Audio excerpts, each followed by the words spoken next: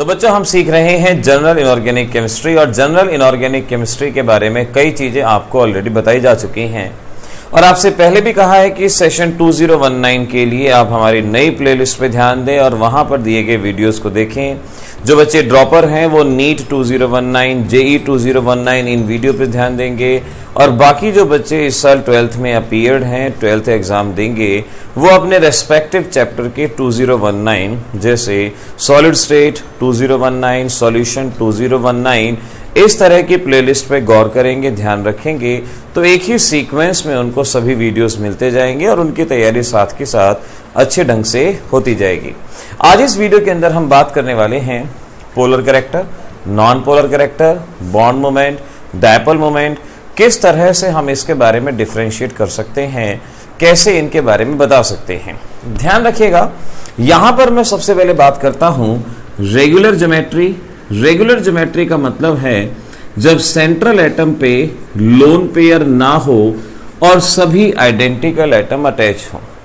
Regular geometry मैंने आपसे कहा कि अगर सेंट्रल एटम पे लोन पेयर नहीं है और सेंट्रल एटम से आइडेंटिकल एटम अटैच हैं, ऐसी ज्योमेट्री को रेगुलर ज्योमेट्री कहा जाता है। ये रेगुलर ज्योमेट्री कहलाई जाएगी। इस कंसेप्ट को इस पूरे वीडियो के दौरान आप याद रखेंगे और जो इस कंडीशन को फॉलो नहीं करता उसे इरेगुलर ज्योमेट्री का नाम दिया जाता है।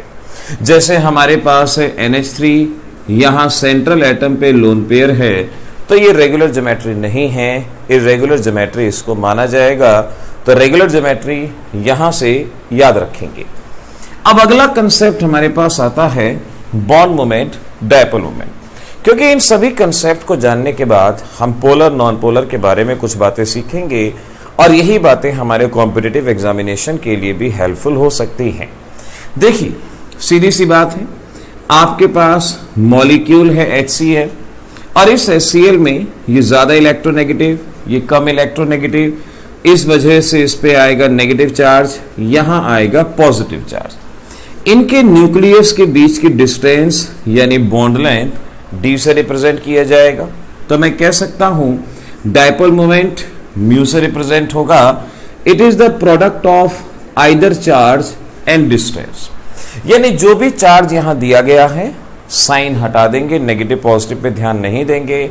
जो भी चार्ज है और जो भी इनके बीच में डिस्टेंस है उसे डायपोल मोमेंट के नाम से पहचाना जाता है, डायपोल मोमेंट और बॉन्ड मोमेंट। सिमिलरली अगर हम कहते हैं HH, यहां पर दोनों के बीच की डिस्टेंस ये रहेगी, लेकिन क्योंकि इलेक्ट्रोनेगेटिविटी सेम है तो चार्ज क्या रहेगा, 0। और अगर चार्ज 0 है तो डायपोल मोमेंट क्या आएगा, 0। तो सबसे पहली बात कि डायपोल मोमेंट का कंसेप्ट ये होमो एटॉमिक मॉलिक्यूल के लिए एप्लीकेबल नहीं होगा क्योंकि इनका डायपोल मोमेंट 0 रहेगा। हेटेरो एटॉमिक के लिए ये एप्लीकेबल रहेगा। फिर आपसे पूछेंगे डायपोल मोमेंट को अफेक्ट करने वाले फैक्टर क्या क्या हैं। जैसा कि फार्मूला बता रहा है, डिस्टेंस और चार्ज ये दो चीजें हैं जो डायपोल मोमेंट को अफेक्ट करती हैं। अब डिस्टेंस तो यहां भी है, यहां भी है, यानी डिस्टेंस तो हर जगह प्रेजेंट होगा लेकिन चार्ज हर जगह प्रेजेंट नहीं होगा। तो अगर इन दोनों में से डोमिनेटिंग फैक्टर पूछा जाएगा सो वी कैन से वो है हमारे पास चार्ज। चार्ज है जो डायपोल मोमेंट को मेनली अफेक्ट करता है। जितना ज्यादा चार्ज होगा उतना ज्यादा डायपोल मोमेंट, इस तरह से हम कह सकते हैं। और जैसा कि हम जानते हैं चार्ज डिपेंड करेगा इलेक्ट्रोनेगेटिविटी के डिफरेंस पे। तो डायपोल मोमेंट को अफेक्ट करने वाले फैक्टर में सबसे पहला फैक्टर आप देखेंगे इलेक्ट्रोनेगेटिविटी का। जितना इलेक्ट्रोनेगेटिविटी का डिफरेंस ज्यादा होगा उतना ही डायपोल मोमेंट ज्यादा होगा। आपको सबसे पहले इलेक्ट्रोनेगेटिविटी पे ध्यान देना है तो इसके लिए ये ऑर्डर याद रखिएगा। पहले तो इट इज डायरेक्टली प्रोपोर्शनल, फिर ये ऑर्डर याद रखें fluorine, oxygen, chlorine, nitrogen, carbon, sulphur और लास्ट में हाइड्रोजन एंड फास्फोरस। ये ऑर्डर याद रखेंगे। यानी सबसे ज्यादा इलेक्ट्रोनेगेटिविटी फ्लोरीन, हाइड्रोजन और फास्फोरस की इलेक्ट्रोनेगेटिविटी सबसे लास्ट में, जो कि आइडेंटिकल रहेगी, बराबर रहेगी, याद रखिएगा।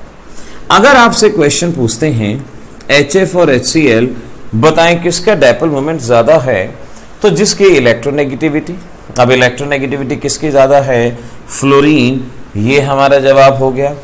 अगर हमसे पूछा H2O, H2S किसका डायपोल मोमेंट ज्यादा होगा?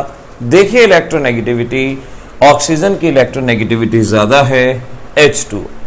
यहीं पर एक और इंपॉर्टेंट क्वेश्चन, ये है आपके पास PH3, इसका डायपोल मोमेंट क्या रहेगा? फास्फोरस और हाइड्रोजन जनरली इलेक्ट्रोनेगेटिविटी आइडेंटिकल है, बहुत थोड़ा सा मामूली सा फर्क है जिसे हम नेग्लेक्ट कर देते हैं, और हम यहां कहेंगे क्योंकि इलेक्ट्रोनेगेटिविटी आइडेंटिकल है तो डायपोल मोमेंट मिनिमम होगा, ऑलमोस्ट जीरो होगा। तो अगर आपके एग्जाम में क्वेश्चन आता है कि इसका डायपोल मोमेंट जीरो क्यों है, नेग्लेजिबल क्यों है, तो आपका जवाब होगा due to the identical electronegativity, इनका डायपोल मोमेंट जीरो या मिनिमम रहेगा। अगला फैक्टर, अगला पॉइंट इस तरह से समझिएगा। अब हम जानते हैं कि डायपोल मोमेंट को आखिर किस तरह से रिप्रेजेंट किया जाता है। डायपोल मोमेंट एक वेक्टर क्वांटिटी है और इसको रिप्रेजेंट ऐसे करेंगे कि ये हमारा मोर इलेक्ट्रोनेगेटिव, ये लेस इलेक्ट्रोनेगेटिव, इस तरह के एरो से इसको रिप्रेजेंट किया जाएगा। मोर इलेक्ट्रोनेगेटिव की तरफ हेड रहेगा, लेस इलेक्ट्रोनेगेटिव की तरफ टेल रहेगी, ये डायरेक्शन रहेगी। यहां हम केमिस्ट्री के अंदर इलेक्ट्रॉन के मूवमेंट के अकॉर्डिंगली डायपोल मोमेंट को शो करते हैं कि इलेक्ट्रॉन मोर इलेक्ट्रोनेगेटिव की तरफ मूव करता है तो इस तरह से इसकी डायरेक्शन रहेगी। क्योंकि ये एक ही बॉन्ड है तो हम इसे बॉन्ड मोमेंट भी कह सकते हैं या ओवरऑल डायपोल मोमेंट भी इसको कहा जा सकता है।